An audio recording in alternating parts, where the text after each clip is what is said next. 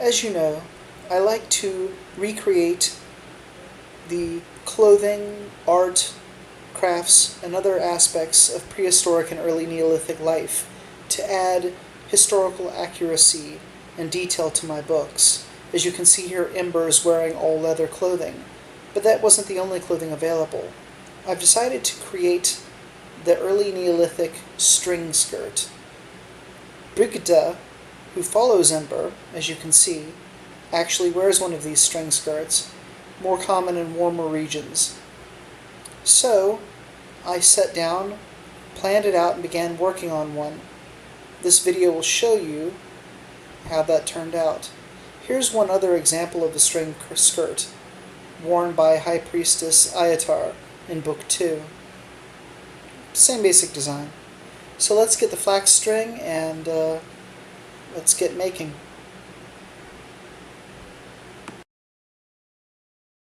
The early Neolithic period saw a bloom in textile creation. It had existed before then to some degree, very limited, but not like it did in the Neolithic and then later on.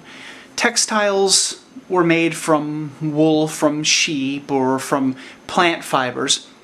The actual textiles that you read about in my book, for example, come from near Turkey, and they're mostly made of linen, which comes from a plant called flax. Now let me show you the fiber.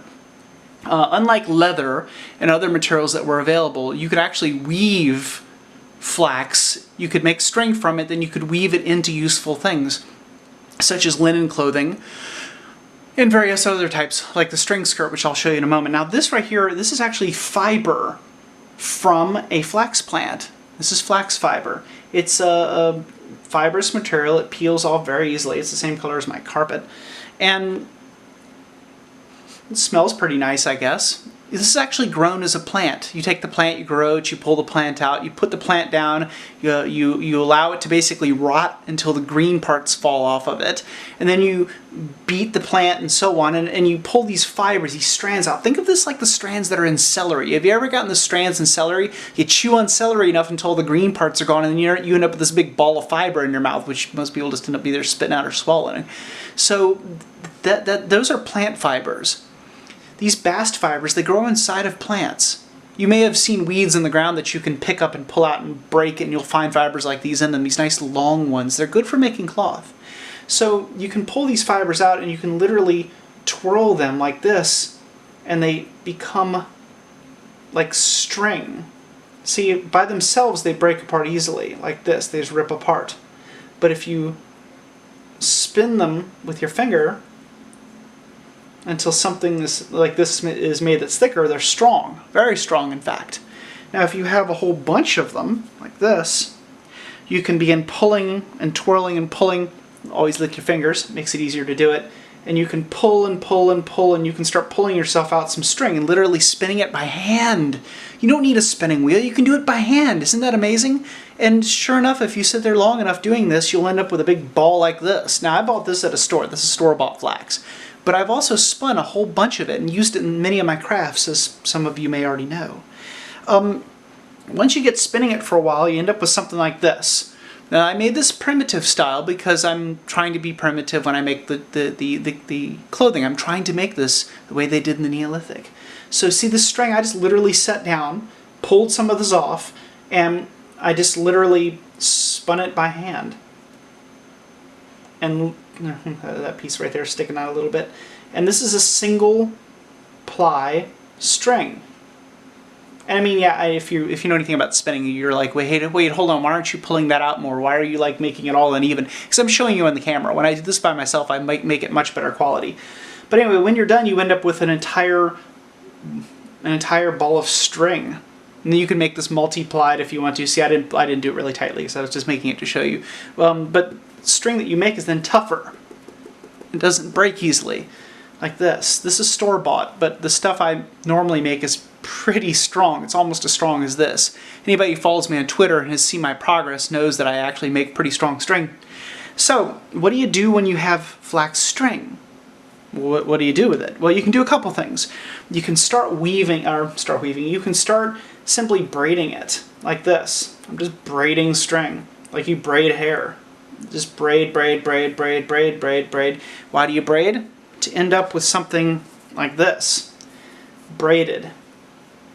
See? It's just braided, just like hair. Just braided. This actually turns out to be very useful for a string skirt. And you'll see with the constructed string skirt the way that this works very nicely. It's very strong, very durable. You can also braid. Now this is not actually flax, this is jute fiber, but it's something I actually wove a little while ago. I wove this on a weighted loom with little rocks and that hold the strings down tightly. Strings, they hang like this, and you literally weave in and out, and then you weave in and out, weave in and out, weave in and out, weave in and out, and you end up with a woven piece of cloth. Yeah, and this is pretty strong.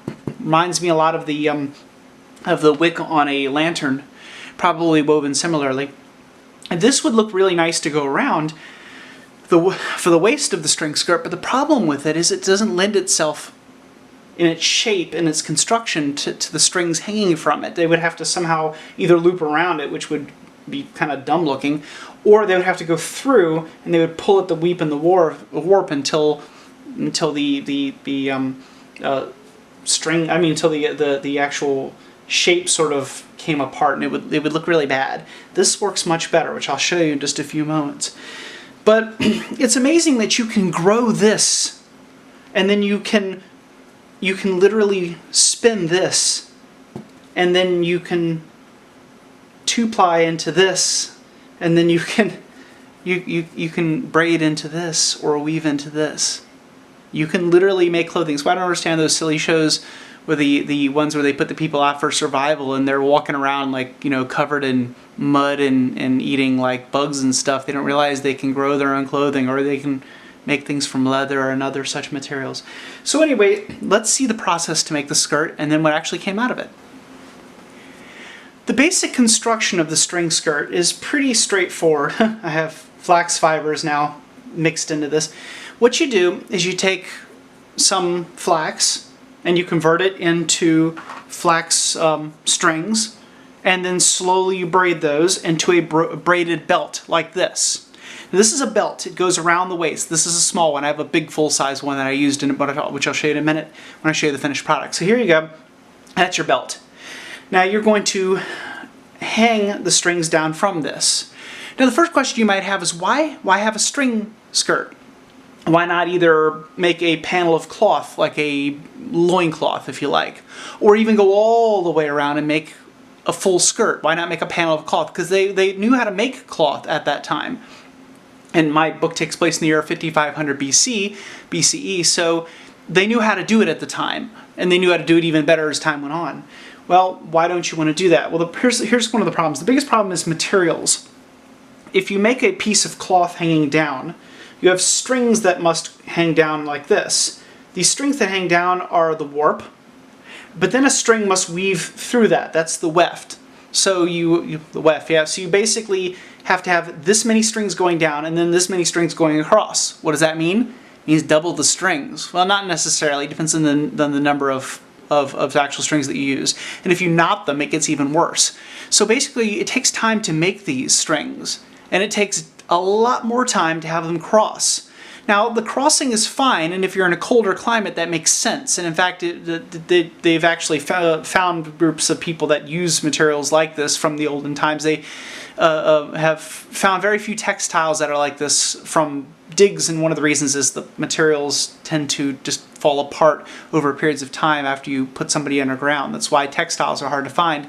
But they have been found, textiles that have a nice actual weave to them.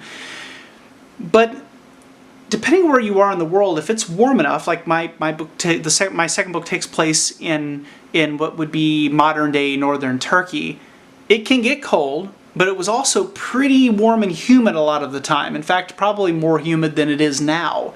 And so temperature means that you don't really need a lot to stay warm, at least during the warmer times of the year. In the colder times of the year, you can wrap yourself up in furs.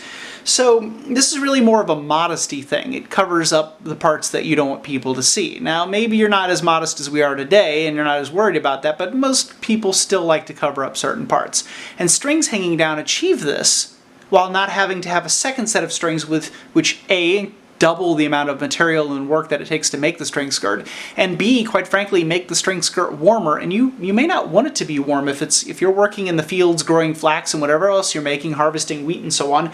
You might like the strings because they're going to be airy and blowy. You're going to have that nice breeze going on because it could get hot. And these types of materials are actually pretty warm. Now that's nice up north, but up north you probably would be using much more leather and furs and so on to begin with. And so that's why you will find strings used. It's economical and it's more airy and blowy. So let's show you how to do this. How do you attach a string to this? Well, here's a string. So first off, you figure out how long it needs to be. Let's say it needs to be about this long, all right? And you'd measure that against your body, against the body of whomever's going to wear it. So you double up the string and add a little tiny itty bitty bit of extra distance. So here's your string. So what we're going to do is we're going to take this string, loop it over. So loop it over, very simple. And then pull the string through. Let me just kind of show you. See, look at that. Nice pretzel shape. And then you can squeeze that up. You can tighten it. Tighten it, tighten it, tighten it. And depending on what quality your flax string is, you might actually need to be careful with this. There you go. Nice. And now you have, this goes around the waist, and the string hangs down. And you notice it curls, and over time that curl decreases a little bit. You could also add beads and things to make it hang down, but the danger with the beads is it can be a little ticklish over time, so I can tell you for a fact you don't want to use beads. Anyhow, that's the basic operation. It's particularly simple. So now let's take a look at the finished product. Alright, so here's the finished product. This is the front, and this is the back, which looks just like this. It's just all bunched up. This is the belt. See, it's the same type of belt as the other one I showed you a minute ago. It's the same basic weave. I keep saying weave. It's the same basic braid. And the little strings are attached. All of the strings have been pulled tightly against the center right here, and they're really not that uncomfortable against the body. So these are soft, nice soft fibers. And you can do various things. For example, you can take a rock and literally beat these, repeatedly beat these, and they will soften up. They'll also soften up over time, and they'll soften up as they become wet and beaten continuously, because the fibers will break down, loosen up a little bit. But they can also be a little itchy too, I'll tell you that. Now I cut every one of these by hand using an obsidian tool piece like this little guy right here. Let me kind of show you how effective this thing is. So, oops, let me find the sharp end. So, watch me not get a sharp end now. Oops. Like not getting a sharp end. Let me show you how effective it's not right this moment. There we go. Cuts it in half if you get the right piece. I've cut like 8 billion strings with this one little obsidian piece, so it might be dulling a little bit. I have lots of obsidian, big chunks of it, and I just break off little fragments like this when I need them for tools. And in fact, you would have found in many prehistoric sites little itty bitty shards like this that are not really good for anything. I mean, this piece possibly popped off during pressure flaking or a poorly struck napping piece, and this little fragment is extremely useful because you can cut everything with it. This thing's a pocket knife. You can just walk around with this in your pocket. It's useful for a million things. So this is the front, and equally, let's picking up fibers. This is the back. It's the same basic thing. And it just joins around the side here. You take a piece of flax string and tie it together, and there's your skirt.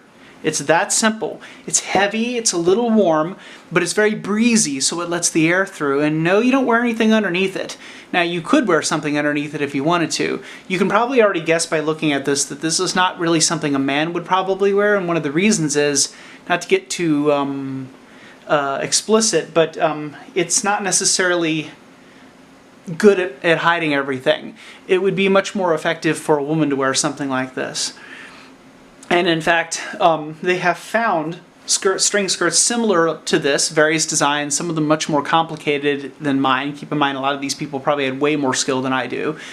They've been found on on the bodies of people that were buried 2,000, maybe 1,000, 2,000 years after the material, after the string skirts that I portray in my book.